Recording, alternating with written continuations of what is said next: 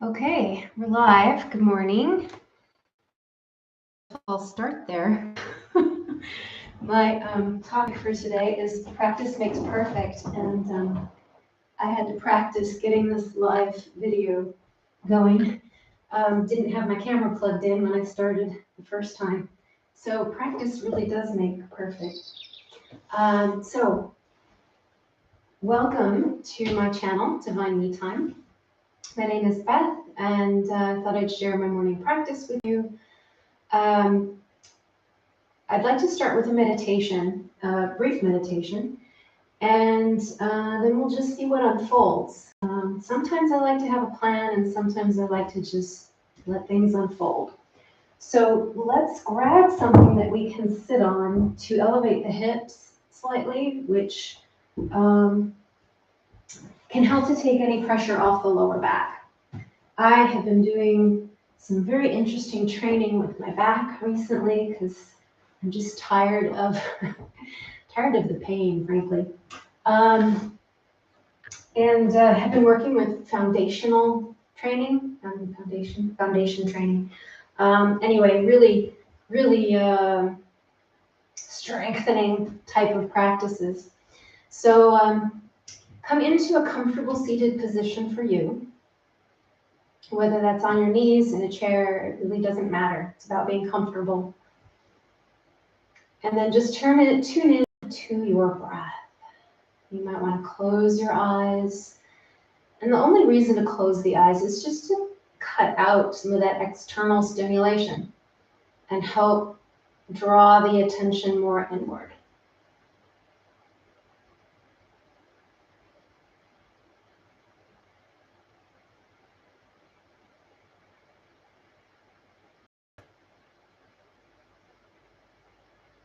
And so without trying to change the breath, just notice it. Just notice how it feels as it moves.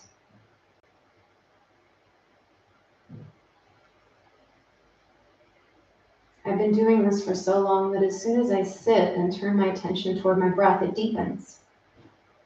And, I'm just questioning whether that's a good thing right off the bat. Because it doesn't really let me just feel what's present in the moment. I'm already knowing what to do. In some ways, it's always better to be a beginner with no concepts in your head, no expectations or ideas, because then you get a better sense of what is true in the moment. I think longtime yogis have quite an obstacle to overcome in that.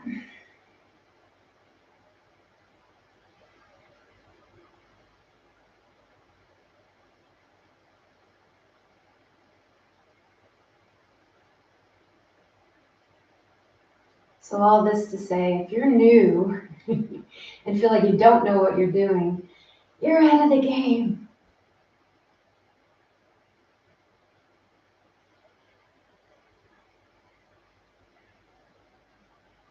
So just be aware, where your hands are on your body, if they're on your body or on the arms of the chair.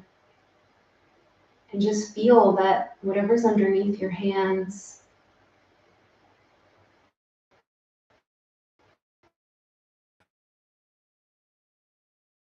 touching, receive your touch.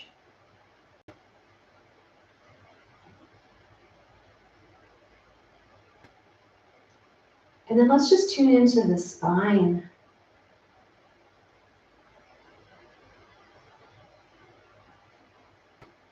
Let's start at the tailbone. And just work your awareness up from the tailbone, the sacrum, back.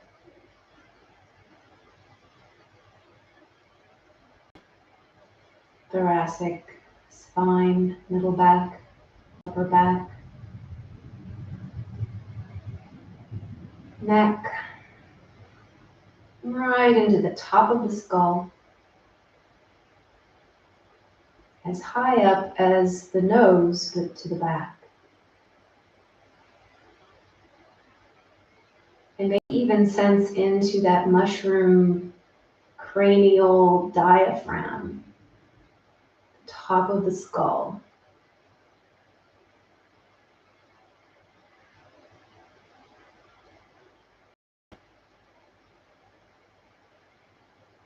And breathe.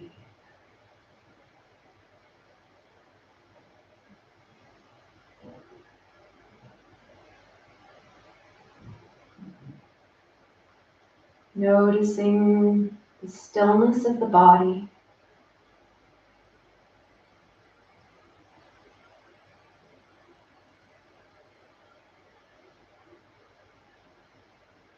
Noticing the growing silence of the self and the environment, perhaps. Doesn't mean that sounds can't exist. Everything happens within silence. So if there's noise or sound, just let it be there and turn your attention to the silence beneath.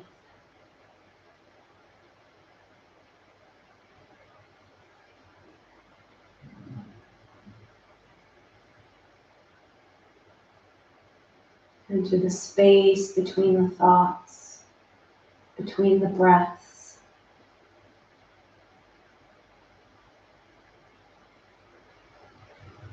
Between this moment and the next.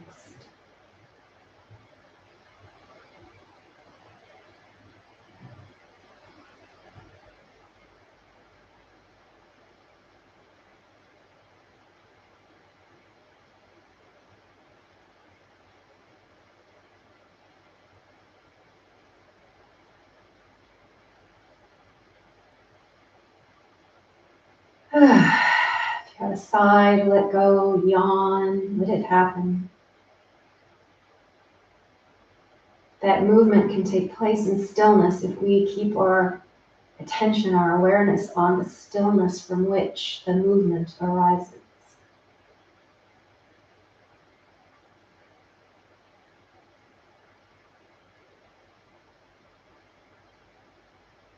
Let's do some side bends here, and I'm going to invite you now. You can open your eyes if you wish. Let's go ahead and block the right nostril. So we'll be breathing through the left nostril as we bend to the right. So we're going to reach up with the left arm as you inhale through the left nostril. On the exhale, go ahead and bend to the right. And then take a few breaths here.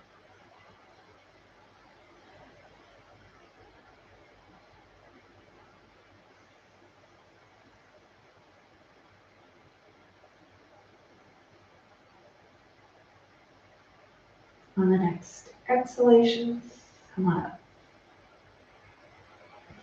Now I will say that if you have a blocked nostril, as you're doing this, it might be too blocked if you're congested, so just breathe normally. If it's a little congested, you might be able to push through a little bit. But yeah, regular breathing is fine if you're blocked at all or have any sinus issues. Let's close the left nostril and extend the right arm up. Inhaling. Exhale over to the left. And continue to breathe.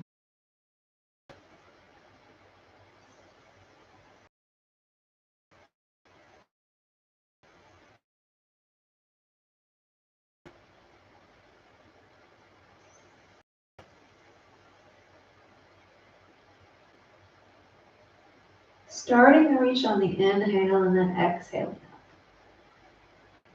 Good.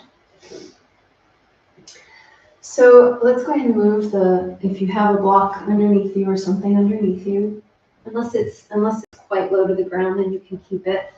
But I want us to be able to feel our sit bones and just do some rotation through.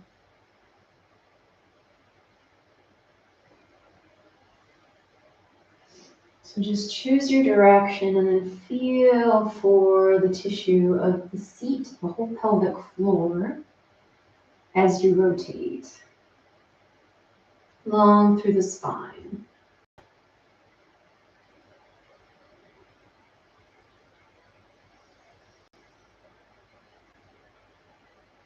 And so there are different ways to do this. And so I want you to check in and see whether you are rotating through the seat or more through the upper body, the rib cage, which is different. So right now, let's just keep the rib cage pretty neutral and focus on the seat.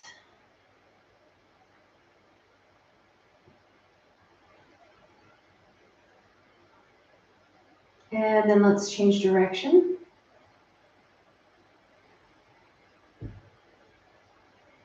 So this can be a really nice thing to do, just to sense how the body is feeling, whether there's particular tightness anywhere or discomfort anywhere.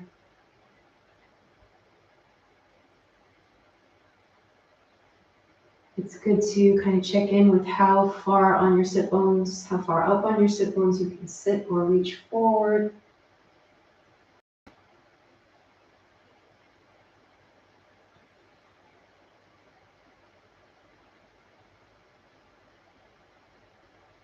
It's a good way to start to link the breath with movement. Now let's go ahead and go the first direction, this time more with the ribs. So as you do, what you're going to do is you're going to lean out to the knee with the upper body and then come forward with the chest. Lean out with the upper body and then round back with the chest. So now we've got a lot more upper body movement here.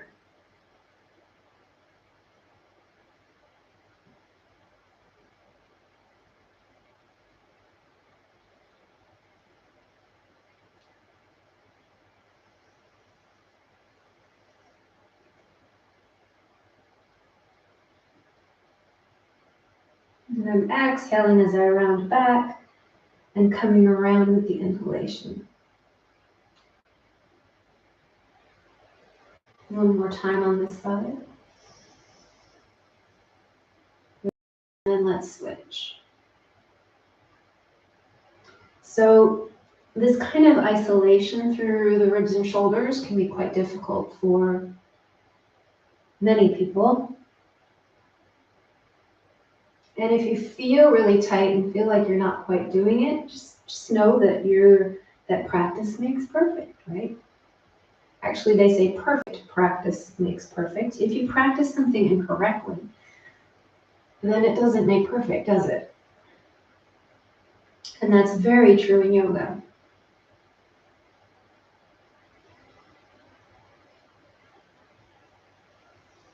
But in this case, if you're really tight through the upper body here, then it's just a matter of beginning to loosen some of that tissue, which will happen as a result of your attempts. Okay, back to center. Let's just hold on to the shins or calves. I seem to be following the Kundalini yoga warm-up series this morning. Okay, so holding on to wherever you want to on the legs, closer to the feet if you can. And we're just going to articulate the spine. So arching forward and allowing the tailbone to come up off the floor as you bring the chest forward, and then tailbone to the ground, rounding back. So now just a little back and forth movement through the spine. You are welcome to either keep your chin parallel to the floor or to gently move the head with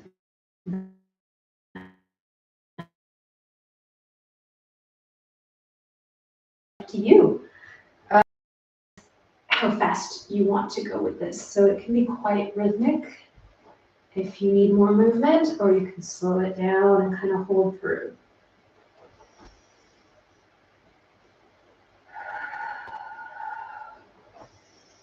Inhale forward and exhale back.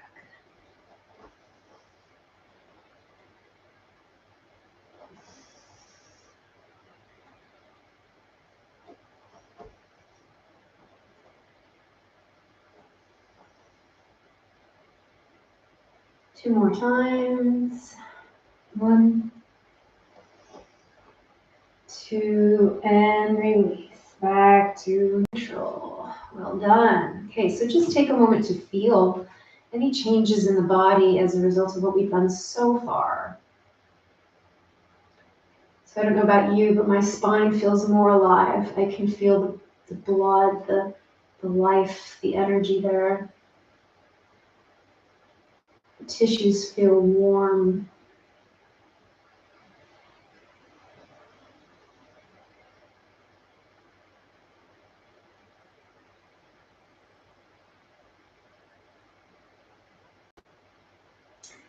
And I'm feeling like I want to come onto my back.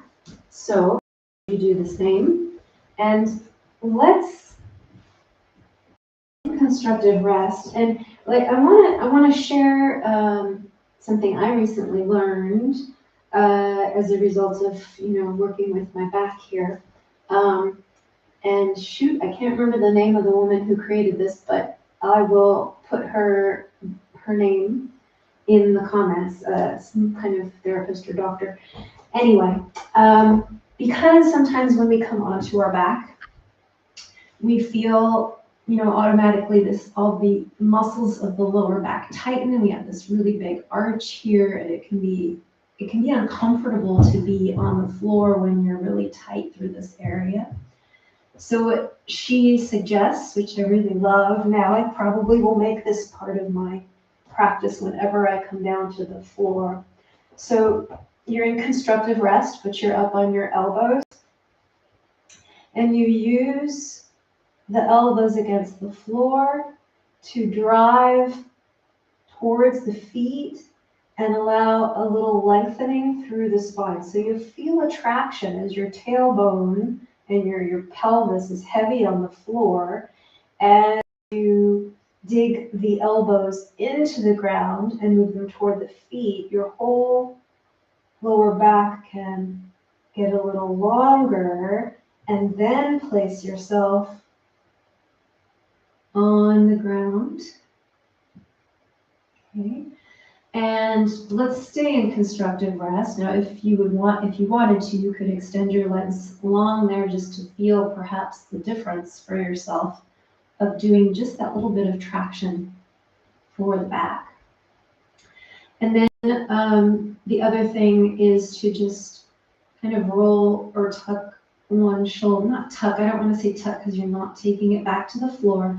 Just kind of move one shoulder down towards the feet, and then the other shoulder down towards the feet. So there's lots of space between shoulders and ears, and the neck is long. And then relax there. Start to let go into the floor, and just notice how that feels.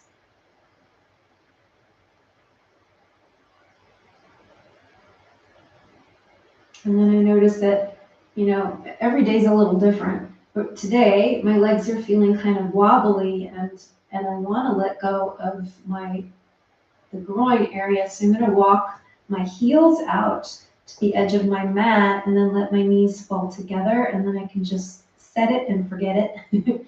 And these muscles can release. So I'm just going to stay here for a moment and breathe.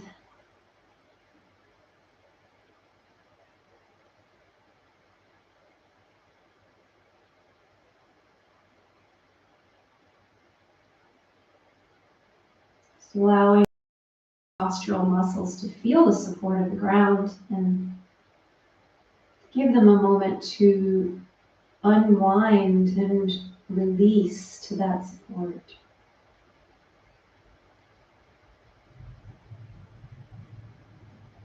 Feeling the lower ribs falling back towards the floor.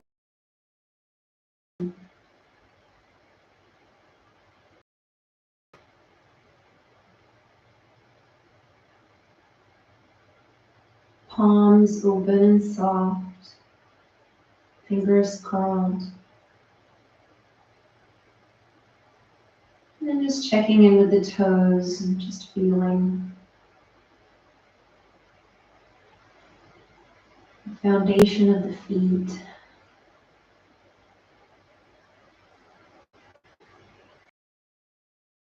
Just a little lengthening through my neck, head.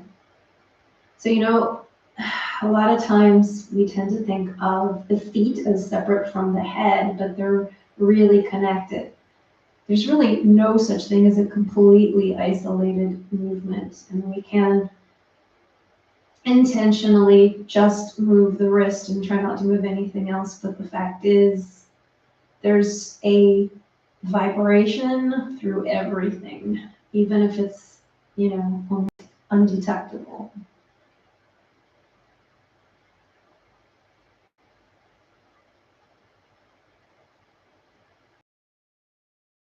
I just turn my head to look at the camera. I notice that I want to roll my head some more. So I'm just going to roll it right to left, taking my time, feeling now through the neck.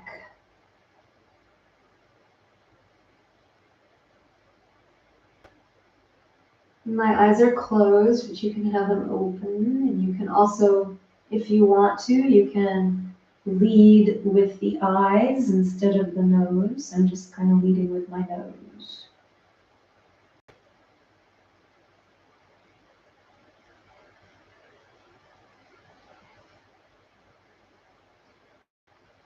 And I'm noticing, the tightness in the neck, and where the range of motion starts to get a little grippy. And then just breathing there before I go to the other side. Maybe some micro movements to help work through some of that tightness. So by micro movements, I'm just changing the angle a little bit and pressing the head toward the floor.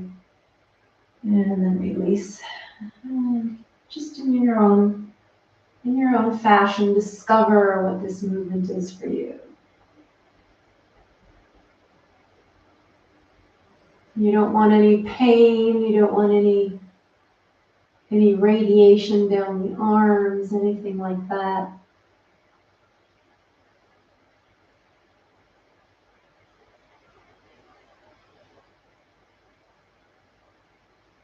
I had an interesting response in my belly that time. So that you might also find that as you release certain muscle groups in one part of your body, another part of your body just releases spontaneously. So back to center now. I'm just going to allow the head or the chin to tilt up, not too much because I don't want to compress the back of the neck. I want to, even as I press up with the chin, I want to press up with the head on the floor, as opposed to down into the neck, crunching the neck. So there's a movement of my shoulder blades coming together as support here.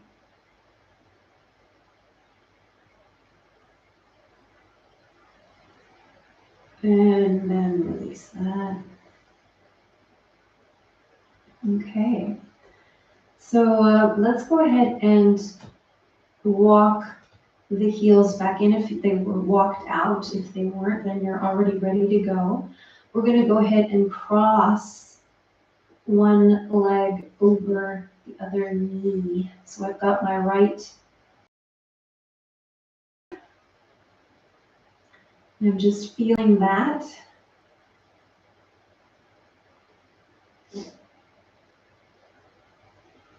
I don't have much of a stretch here, but you might, and this might be enough for you. I notice some tightness in my upper body, so I'm just working to release that unnecessary tension and just kind of trust the body in this shape. Let's start just by drawing the bent crossed leg. Let's bend the toes back toward the shin. And then let's lift the supporting leg and drag the toes closer to the buttocks. And it's fine to have the little arch developing in the back here as the pelvis tilts towards that supporting foot. And just notice what that's like. This might, again, be just enough for you. I do feel this a little bit now through the back of my thigh and hip. But I'd still like a little more, and so this is where I would actually pick that supporting foot off the ground. I could either hold there with the strength of the legs and psoas, or I can feed my hands through the back of my thigh and grab hold that way.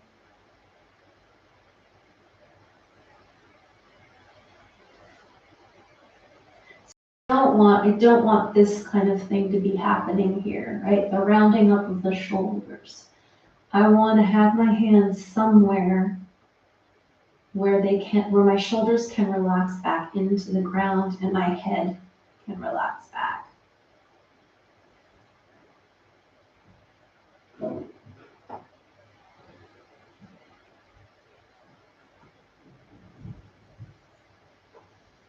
So just breathe here and soften.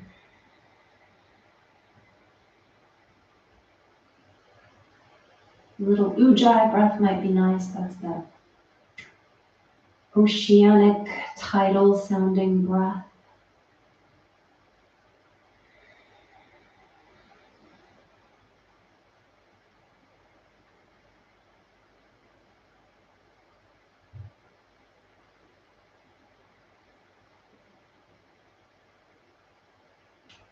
And then extending that supporting leg up to the sky if that feels nice for you.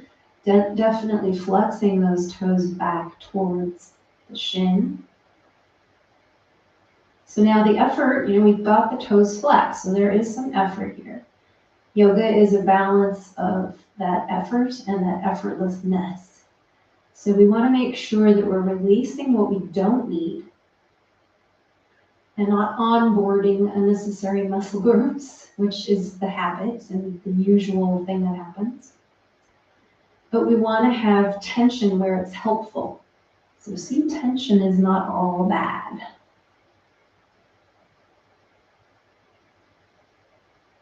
And release.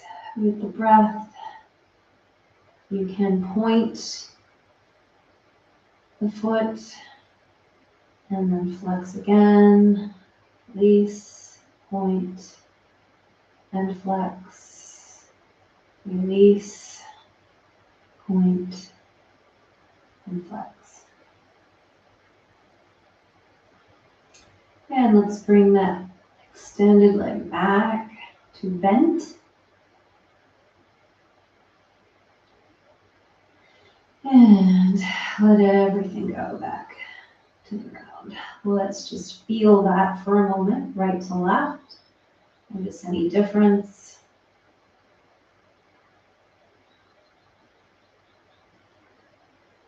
And here we go with the other side. So starting simply by crossing one leg over the other. And feeling that. If you want more sensation, flexing that foot.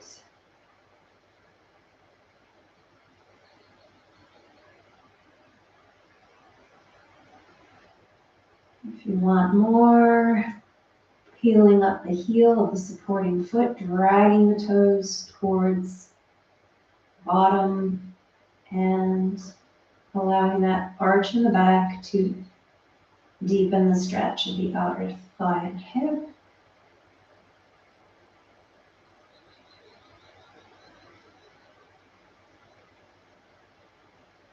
And if you want more still, and allowing that supporting leg up and threading the arms through, checking that the shoulders relax back, holding and breathing here.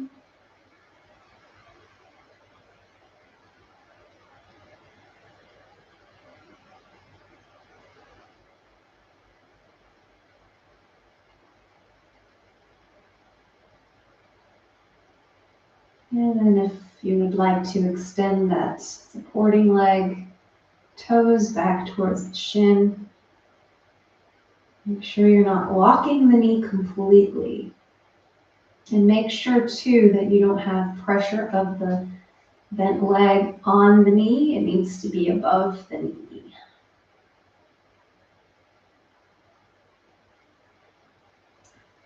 And then release the foot, slightly point, flex, release, point, flex, release, point, flex, release. One more time, point, flex, release. And then when you're ready, bending that leg back, and just hold a moment.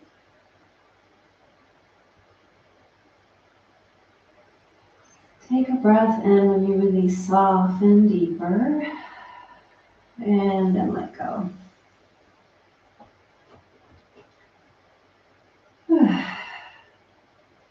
Now that jitteriness that I had when I started in my the muscles of the groin area, they're relaxed now. It's not shaky. So I don't feel like I have to walk my legs out and drop my knees in. So you might find changes like that happen as you practice. Let's go ahead and take a long body stretch. So we'll tighten one leg and reach it out. Both arms can go, and then the other leg. And just, ooh, here comes a yawn. Tighten all the muscles around the bones and reach long. You're welcome to clasp the hands. You can flex the feet or point the feet, just whatever you want to do to feel long. And soften and release as you come back. All right, let's flip onto our bellies here.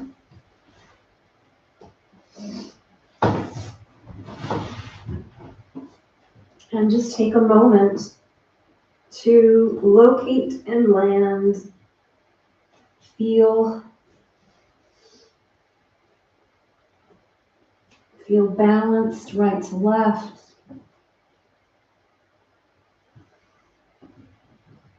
And the same thing that I showed you on the back with using the elbows to give yourself a little traction through the lower back, you can do the same thing on your belly by reaching one leg away from you and then the other leg away. So you can try that. If you want to bend through the toes to do it and reach the heel, and then place that leg, and then toes, heel, reach that leg, and then let yourself release to the ground. So again, it's all about creating some length and space so that we're not just this ball of tension that has turned over onto our bellies.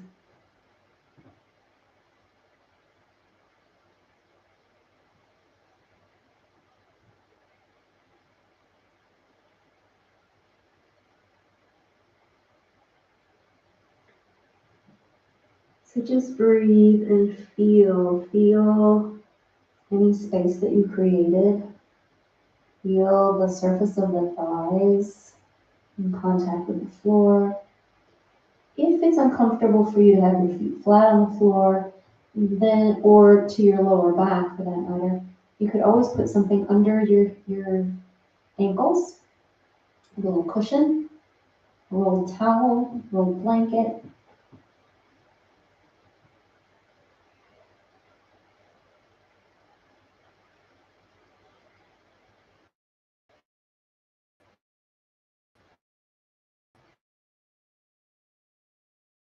A cheek flat to the floor if you prefer. And what I'd like you to do is, as you breathe, just feel for the ribs. How many of them can you feel on the floor? And as you breathe, what changes?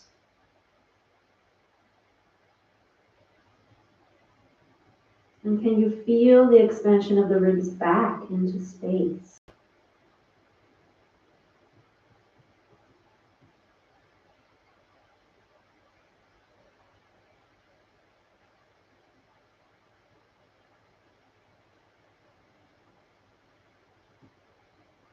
And as you exhale, can you feel a release of the body down towards the ground?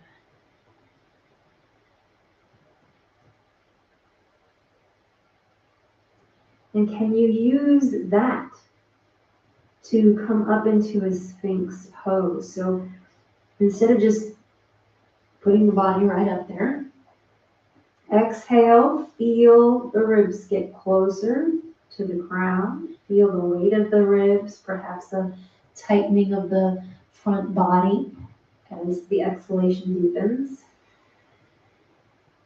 And use the impetus of that to push yourself up from the scruff of your neck into an extension that doesn't have to look a particular way.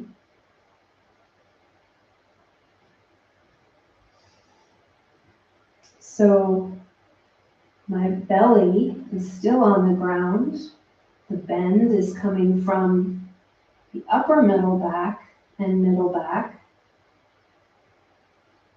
And there's no effort, except for the arms, of course, which are supporting. Legs are soft. Even my glutes are soft, and you might find that you need to tighten your glutes if your lower back requires it. But see if you can trust the way that you got here and the weight of the pelvis and the pubic bone to just release the glutes. And then let's lower back.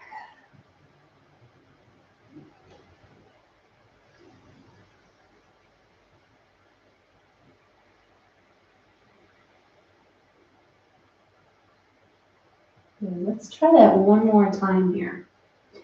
So again, your arms don't have to be a particular way.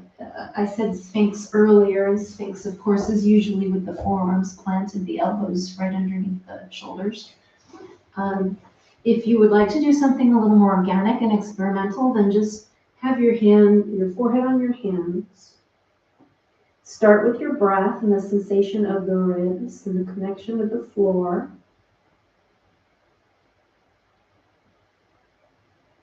And then on an exhalation, once you feel that connection, let the scruff of your neck lift you up.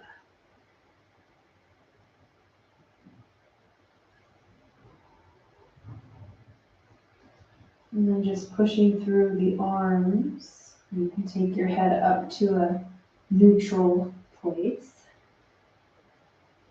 And again, just see if you can release that whole lower body.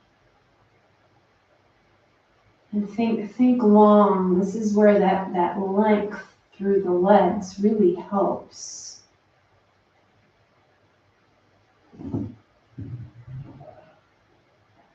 Maybe coming even higher. And rolling back down.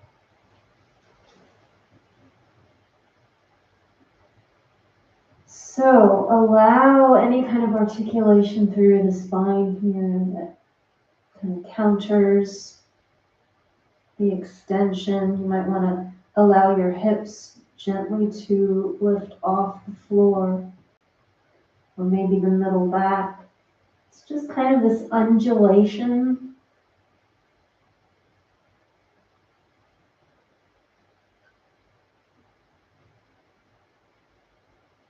And then rest for a moment before we push back. We'll go into a child's pose. Just take a moment here. It can be so restful having the extension.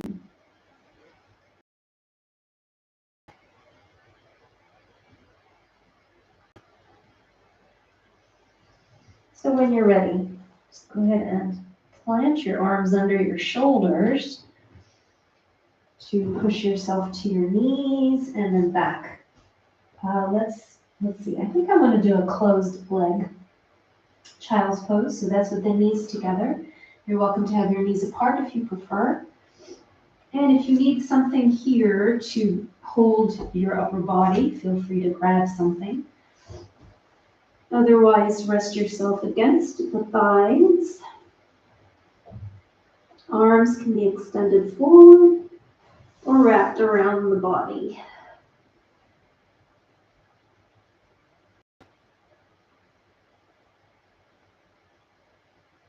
Just breathe and soften that whole back body, draping it around the center.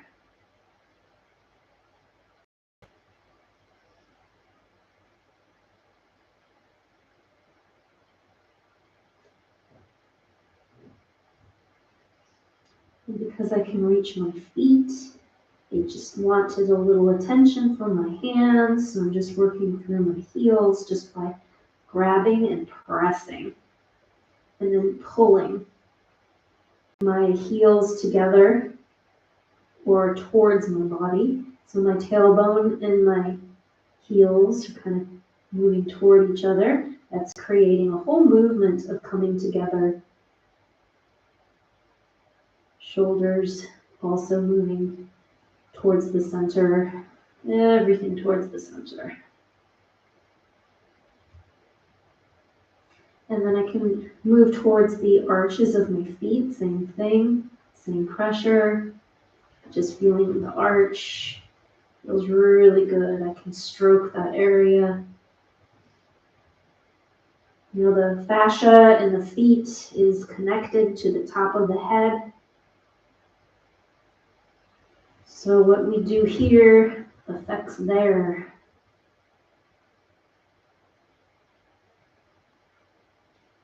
And then I've noticed that I can also allow, with a stroke toward the heels, I can allow my shoulders to externally rotate toward the back and kind of peel off the floor a little bit. That opens up the middle back, or rather brings the shoulder blades together and it opens the neck.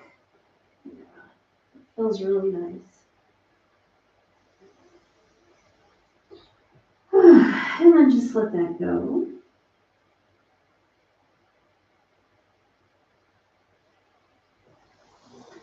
And then from here, if you want to push up in order to come onto your back again, or you could always come long and flip over that way. I actually feel like I want to come upright first and then come onto my back.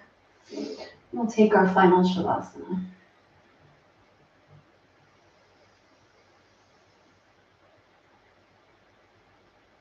Just taking a moment here in transition.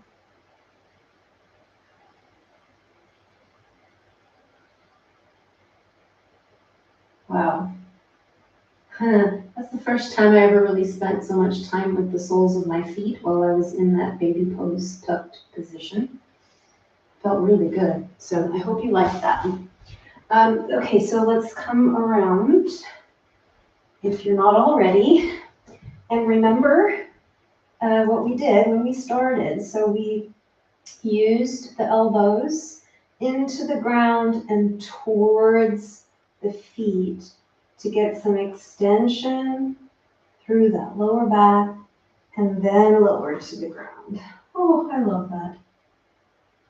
Okay, and then one shoulder down towards the feet, other shoulder down towards the feet to open up the neck. We're bringing the spine together in the right places and giving it space in the right places when we do that. And then let's extend the legs with a slight outer rotation. So allow the toes to kind of just flop open. If you want something under your knees here, you're welcome to grab it. And let's just rest and integrate.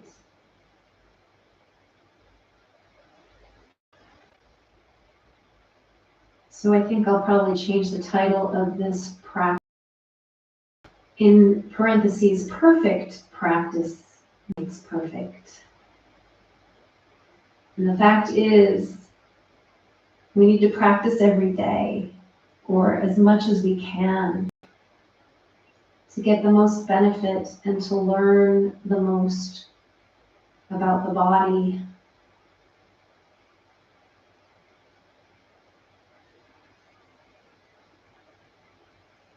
We want the benefits of yoga, the response in the body to become the new habit. And you know, habits take discipline. I know people hate that word. So two trigger words, right? Perfect, definitely a trigger word for some, and discipline, a trigger word for some. So let's redefine those words and make them useful to ourselves.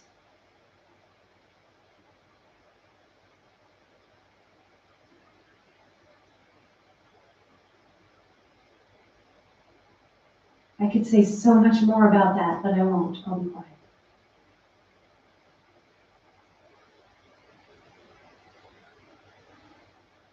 Softening with the breath.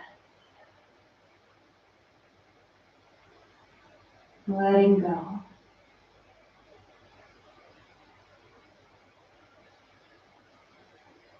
Deepening.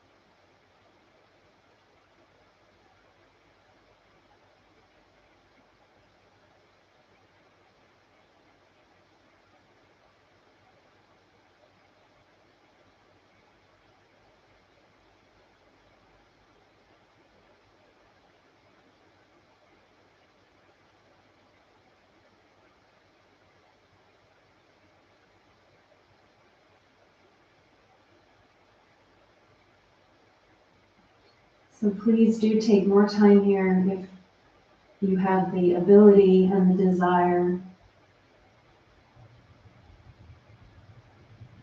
If you're ready to come out, just bringing gentle movement back to fingers and toes, wiggly, wiggly.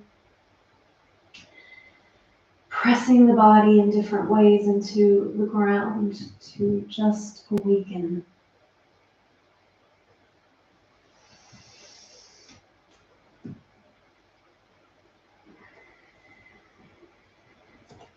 Taking the knees to the chest if you want.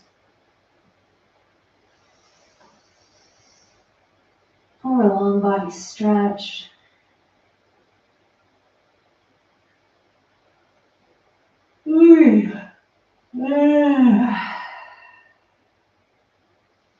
Rolling to your side.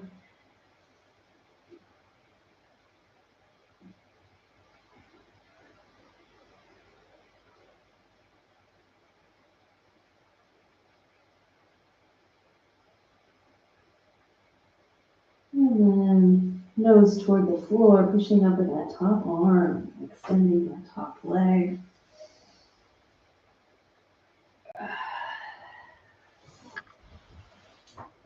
Into a seated position to close.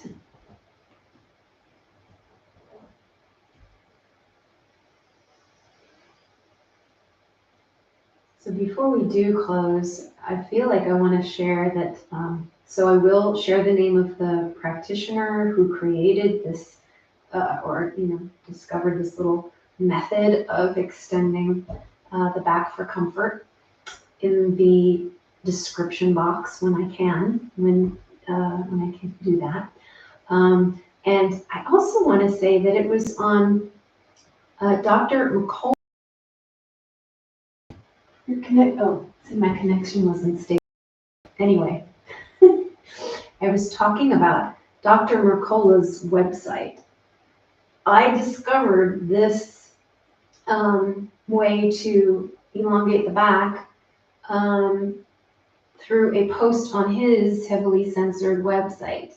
I just want to mention that because, you know, some of the censorship that's going on out there is not fair. It's not good, and it's just you know, yeah. Maybe I'll leave that for another conversation. The point is, I found that incredibly helpful little tidbit on a website that has been unfairly censored. That's all I'm going to say. Okay, so let's bring the hands to the heart center. Take a nice deep breath.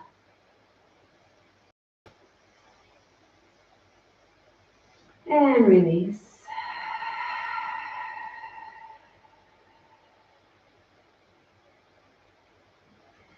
Thank you so much for joining me today on Divine Me Time. Hope to see you again soon. Please do hit the subscribe, the like, the little bell, all the bells and whistles, and take care. Bye-bye.